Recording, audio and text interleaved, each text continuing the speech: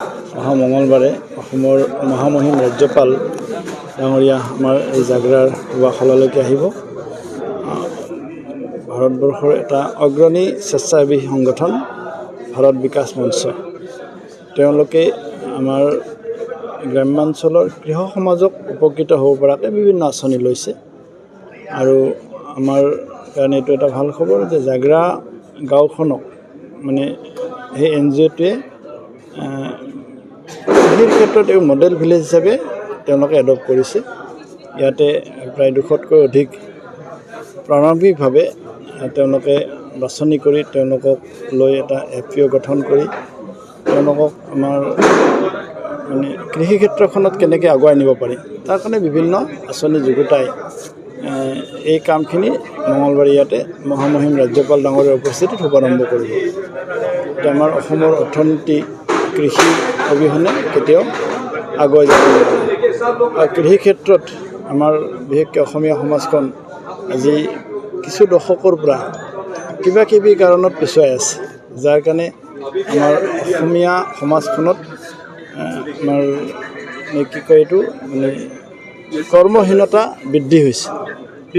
আমাৰ সেইকাৰণে মই আশা ৰাখিছোঁ এই কামটোৰ জৰিয়তে, এই আঁচনিৰ জৰিয়তে আমি জাগ্ৰা অঞ্চলত এটা কৃষি ক্ষেত্ৰত বিপ্লৱ আনিবলৈ সক্ষম হ'ম আৰু পৰৱৰ্তী পৰ্যায়ত আমি যাতে সকলো অঞ্চললৈকে এই ধৰণৰ কামখিনি আগুৱাই নিব পাৰোঁ তাৰ কাৰণে আমিও প্ৰয়াস কৰিম। মই ভাৰত বিকাশ মঞ্চৰ সেইসকলকো অনুৰোধ কৰিম যাতে বাকী গাঁওবিলাকতো তেওঁলোকে অকণমান আমাক সহায় কৰে। প্ৰস্তুতিটো এইটো বহুত ডাঙৰ প্ৰস্তুতিৰ প্ৰয়োজন নাই। মহামহিম ৰাজ্যপাল ডাঙৰীয়া আহিব, তেখেতক আমি সুন্দৰভাৱে আদৰিব লাগে, শুশ্ৰূষা কৰিব লাগে। আৰু এইখিনি এটা চিলেক্টিভ মানুহক লৈ পেলাই মিটিংখন, বহুত বেছি পাব্লিক গেডাৰিঙৰ আমাৰ ইয়াতে তেনেকুৱা 1200-1500 মানুহ ইয়াতে কৃষক মানুহ ইয়াতে সমবেত হ'ব, তেওঁলোকক লৈ মিটিংখন সভাখন অনুষ্ঠিত কৰা হৈছে। আমি অহা 26 মে তাৰিখে আমাৰ ভাৰত বিকাশ পৰিষদ অসম প্ৰান্তৰ পৰা ইয়াতে এখন আৰ্হিমূলক গাঁও অনুষ্ঠান উদ্বোধন কৰিবলৈ গৈ আছোঁগৈ। আমি বৰ সৌভাগ্যৱান, আমাৰ মাজত অসমীয়া মাননীয় ৰাজ্যপাল ডাঙৰীয়া শ্ৰী লক্ষ্মণ প্ৰসাদ আচাৰ্যজী তেখেতে আহিব এই অনুষ্ঠানটো উদ্বোধন কৰিবলৈ। এই অনুষ্ঠানত আমাৰ লগত সহযোগিতা কৰিছে হায়দৰাবাদৰ Indian rice research centre, ICAR agriculture on biotechnology institute, আমাৰ লগত আছে অসম পশু চিকিৎসা আৰু মীন বিভাগৰ বিদ্যালয়, আৰু আমাৰ লগত আছে আছাম এগ্ৰিকালচাৰ ইউনিভাৰ্চিটি যোৰহাটৰ লগত আছে, আৰু ইয়াৰ লগতে আমাৰ এটা স্প্ৰেড এনি বুলি এটা NGO আমাৰ লগত সহযোগ কৰি আছেগৈ। আমাৰ ভাৰত বিকাশ পৰিষদৰ মূল উদ্দেশ্য হ'ল সেৱা আৰু সংস্কাৰ। এই সেৱামূলক কামত আমি কেনেকৈ দেশৰ বিশেষকৈ যুৱ প্ৰজন্ম আৰু আমাৰ গাঁৱৰ ৰাইজক কেনেকৈ আৰ্থিকভাৱে সবল কৰিব পাৰোঁ সেই উন্নয়ন লৈ এই আঁচনি লৈ আমি ইয়ালৈ আহিছিলোঁ। আৰু আমি আমাৰ এই জাগ্ৰা ভিলেজখন গাঁওখন আমি আইডেণ্টিফাই কৰিছিলোঁ, আৰু যাতে ইয়াৰ মানুহখিনিক কেনেকৈ প্ৰথমতে আমি কৃষি আৰু ইয়াৰ উন্নয়নৰ যোগেদি কেনেকৈ মানুহখিনিক মানে তেওঁলোকক স্বাৱলম্বী কৰিব পাৰোঁ সেই উদ্দেশ্যে আমি এই প্ৰগ্ৰামটো লৈছিলোঁগৈ, অনুষ্ঠানটো কৰিবলৈ কৈছে। আমি বৰ সৌভাগ্যৱান, আমাৰ মাজত স্থানীয় বিভাগৰ বিধায়ক শ্ৰীযুত নাৰায়ণ ডেকা ডাঙৰীয়া আছে, তেখেতে আমাক বহুতভাৱে সহযোগ কৰিছে।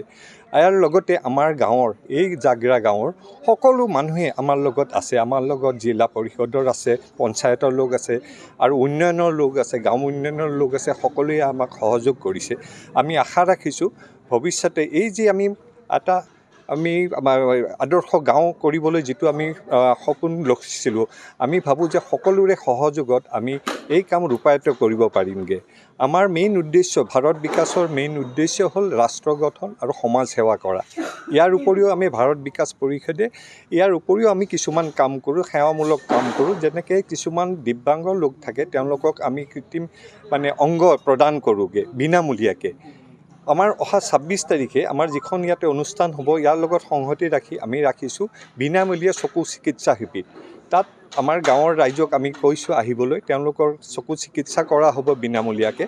কিছুমান লোকৰ যদি কেটাৰেক্ট আছে সেইবিলাক আৰু তাৰপিছত তেওঁলোকক যাতে আমি বিনামূলীয়াকৈ অপাৰেশ্যন বা যি চিকিৎসা লাগে কৰিব পাৰোঁ।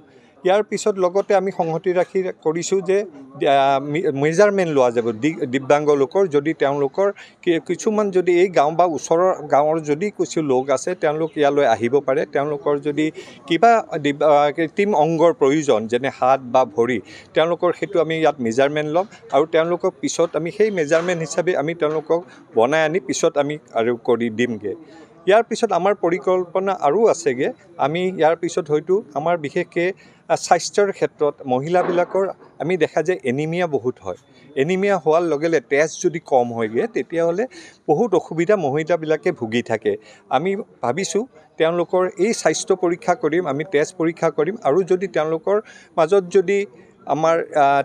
মাজত যদি এনিমিয়া আছে তেতিয়াহ'লে তেওঁলোকক মানে ঔষধ পাতি আমাৰ ডক্টৰ আনিমকৈ তেওঁলোকে দিয়া যাবগৈ। আমাৰ এটা আঁচনি আছে এনিমিয়া মুক্ত ভাৰত। এই উদ্দেশ্যে আমি এনেকুৱা ধৰণৰ মানে সেৱামূলক কাম লৈ আহি আছোঁগৈ। আমি আশা ৰাখিছোঁ আপোনালোক সকলোৱে আমাক সহযোগ কৰিব যাতে আমি এই জাগ্ৰা ভিলেজখন আমি ডেভেলপ কৰিব পাৰোঁ আৰু ইয়াৰ উন্নয়নৰ আমাৰ একমাত্ৰই লক্ষ্য আৰু ইয়াৰ মানুহখিনি কেনেকৈ স্বাৱলম্বী কৰিব পাৰোঁ সেইটো উদ্দেশ্যে আমি যি ভাৰত বিকাশ পৰিষদৰ পৰা এই অনুষ্ঠানটো কৰিব গৈ আছোঁগৈ। বৰ্তমানটো আমি ইয়াতে কিছু আমাৰ লগত যিটো এটা অনুষ্ঠান জড়িত স্প্ৰে ডেনি, তেওঁলোকে আজি বহুত দিনৰ আগৰ পৰাই এবছৰ দুবছৰ আগৰ পৰা ইয়াতে কৃষিৰ ক্ষেত্ৰত কিছু কাম কৰি আছে। ইয়াৰে কিছুমান যুৱক বা যুৱতীক তেওঁলোকে ট্ৰেইনিং দিছে আৰু তেনেকৈ কৃষিৰ বৈপ্লৱ আমি আনিব পাৰোঁ এই গাঁৱৰ জৰিয়তে।